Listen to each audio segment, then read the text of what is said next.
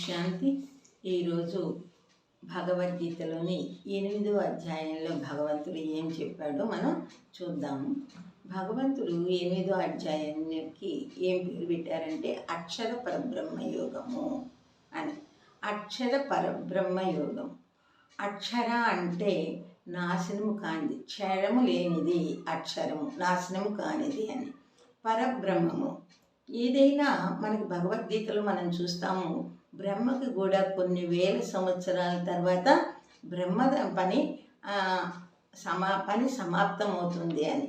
కానీ క్షరము కానివాడు పరబ్రహ్మం ఒక్కడే. అందుకనే ఇక్కడ అక్షర పరబ్రహ్మ యోగము, పరబ్రహ్మని గురించి మనం తెలుసుకోవడము అని. ఎందుకంటే ఎవరైతే శరీరం ధరిస్తారో వాళ్ళంతా కూడా మళ్ళీ వినాశనం కావాల్సిందే. ఎవరైతే తల్లిదండ్రుల యొక్క గర్భాన జన్మ తీసుకుంటారో వాళ్ళు శరీరాన్ని వదిలిపెట్టి కూడా రావాల్సి వస్తుందన్నమాట. కానీ ఎవరైతే ఈ యొక్క తల్లిదండ్రుల గర్భాన జన్మ తీసుకోరో, పరకాయ ప్రవేశం చేసి వస్తారో ఆయననే పరబ్రహ్మ అని అంటారనమాట. ఈ పరమాత్మకి మరణం లేదు, ఆయనకి తల్లిదండ్రులు లేరు, సుఖ దుఃఖాలు లేవు. ఆయనకి దుఃఖహర్త, సుఖకర్త, సర్వసుఖప్రదాత, సద్గతిదాత, కళ్యాణకారి పరమపిత శివ పరమాత్మ. ఈ యొక్క అందుకనే ఆత్మ వేరు, పరమాత్మ వేరు అని మనం చెప్పుకోవటం జరిగిందనమాట. ఆత్మ మళ్ళీ మళ్ళీ జన్మ తీసుకుంటూ దాని నుంచి పాపాన్ని పుణ్యాన్ని తీసుకుంటూ వెళ్తుంది. కానీ పరమాత్మ తల్లిదండ్రుల గర్భంలోనూ జన్మ తీసుకోరు, పాప పుణ్యాల్ని కూడా ఆయన అనుభవించడనమాట. కాబట్టి ఈయన్ని పరబ్రహ్మ అని అనటం జరుగుతుంది అనమాట. అంటే బ్రహ్మల కంటే కూడా గొప్పవాడు. బ్రహ్మలు ఎంతమంది అంటే 9 మంది అంటారు, నవబ్రహ్మలు అంటారు. కానీ పరబ్రహ్మలు ఎంతమంది అంటే నెంబర్ చెప్పరు సుమా, ఒక్కడే జ్యోతిర్బిందు శివ పరమాత్మ. ఆయన్ని మనం శివలింగ రూపంలో దర్శనం చేసుకుంటున్నామన్నమాట. అయితే ఇక్కడ చెప్తున్నారు, ఈ యొక్క ప్రకృతి అంతా కూడా పుడుతూ ఉంటుంది, నశిస్తూ ఉంటుంది, మళ్ళీ పుడుతుంది, మళ్ళీ నశిస్తుంది. అంటే చూడండి, వర్షాకాలం వచ్చిందనుకోండి, బీడు భూమిలోనైనా సరే పచ్చటి గడ్డి మొలుస్తుంది. తర్వాత ఎండాకాలం వచ్చిందనుకోండి, అది అంతా ఎండిపోతుంది. దానికి ఎవరు విత్తనాలు వేయట్లేదు, దానికి ఎవరు నీళ్లు పోయట్లేదు. ఇది ఎట్లా అయితే సహజమో అలాగే ఈ యొక్క సృష్టి చక్రం కూడా అంతే సహజంగా మొత్తం తిరుగుతూ ఉంటుంది. దీనికి వినాశనం అనేది ఎప్పుడూ లేదు అని చెప్తున్నారన్నమాట. ఈ ప్రపంచం ఇలా తిరుగుతూనే ఉంటుందన్నమాట. సత్యయుగము, త్రేతాయుగము, ద్వాపర యుగము, కలియుగము. ఈ కలియుగం తర్వాత మళ్ళీ ఏమొస్తుంది? సత్యయుగమే రావాలన్నమాట. ఇది ఏంటి అని అంటారా? చూడండి, ఆదివారం తర్వాత సోమ, మంగళ, బుధ, గురు, శుక్ర, శని, మళ్ళీ ఆదివారం వస్తుంది. అలాగే జనవరి, ఫిబ్రవరి తర్వాత నెలలన్నీ గడిచాక డిసెంబర్ తర్వాత మళ్ళీ జనవరి నెల వస్తుంది. తెలుగు మాసాల్లో కూడా చైత్ర, వైశాఖ మాసాల తర్వాత మళ్ళీ పాల్గొన మాసం తర్వాత చైత్ర మాసం వస్తుంది. అలాగే కాలాలు కూడా 4 కాలాలు అంతే, 6 ఋతువులు కూడా అలాగే తిరుగుతూ ఉన్నాయి. కాబట్టి ఈ యొక్క సృష్టి చక్రం కూడా ఇలా తిరుగుతూనే ఉంటుంది, ఎక్కడా ఆగిపోయేదే లేదన్నమాట. అంటే ఇక్కడ నడి మధ్యలో మారడానికి కలియుగమేమో చాలా కష్ట నష్టాలతోటి నికృష్టమైనటువంటిది ఈ కలియుగం.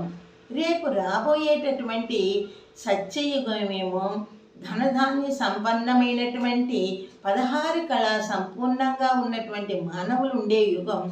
ఈ యుగం నుంచి ఆ యుగంలోకి మారాలి అంటే ఒక పరివర్తన జరుగుతుందన్నమాట.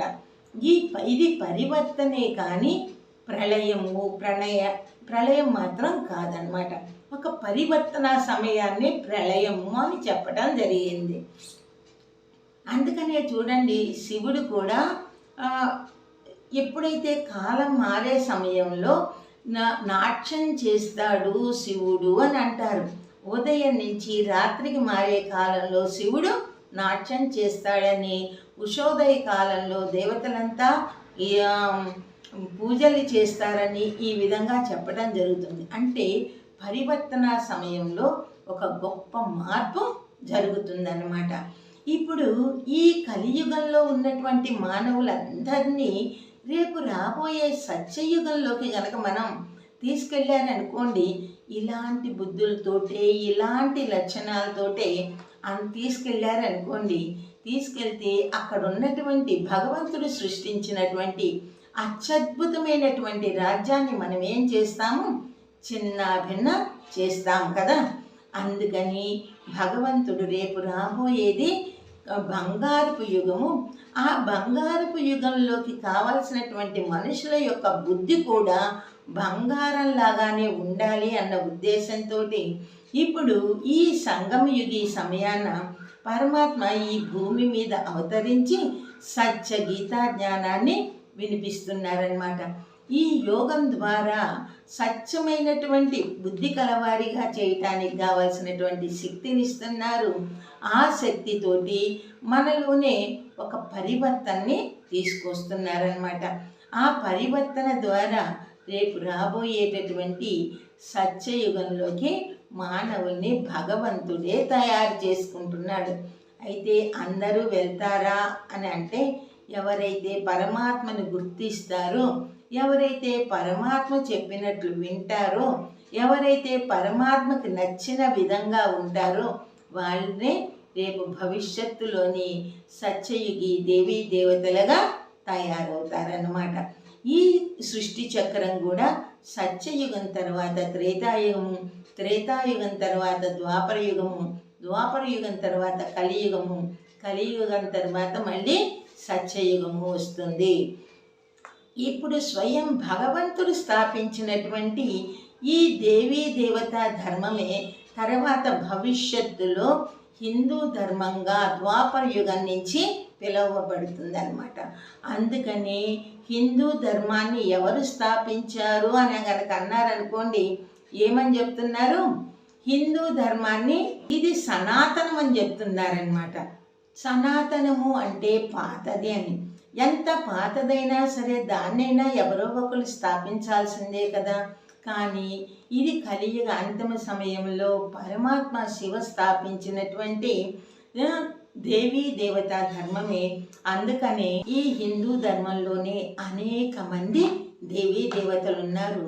ఇతర ధర్మాల్లో దేవీ దేవతలు ఎక్కడా కూడా లేకపోవడానికి గల కారణం కూడా ఇదేనమాట. సత్యయుగంలో ఉన్నటువంటి దేవతల్ని నెంబర్ 1 దేవతలుగా చెప్పుకుంటారు. త్రేతాయుగంలో ఉన్నటువంటి దేవతల్ని సెకండ్ క్వాలిటీ దేవతలుగా చెప్పబడతారనమాట.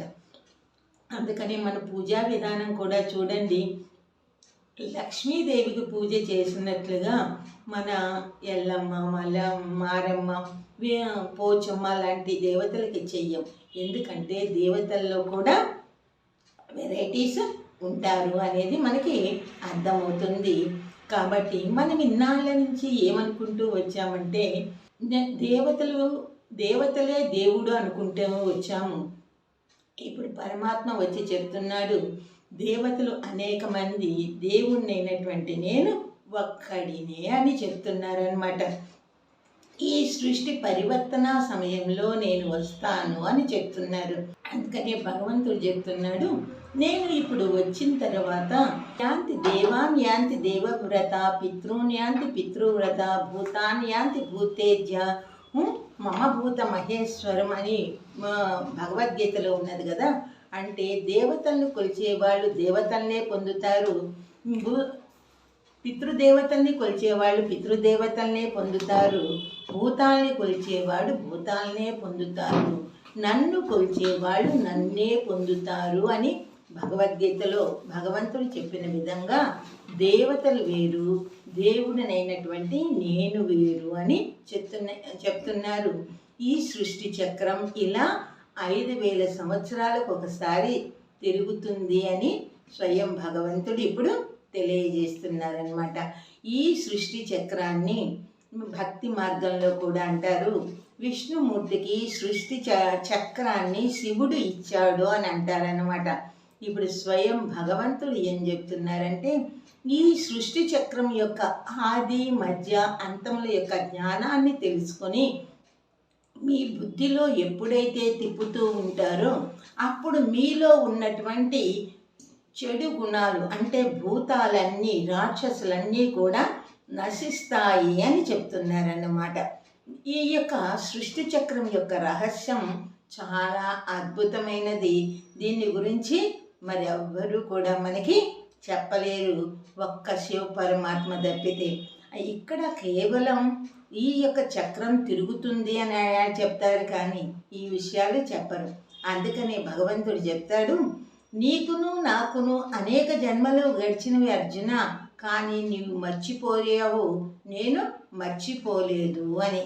అంటే దీన్ని బట్టి మనకు అర్థమవుతుంది, ఈ సృష్టి చక్రం మళ్ళా యథావిధిగా తిరుగుతూనే ఉన్నది.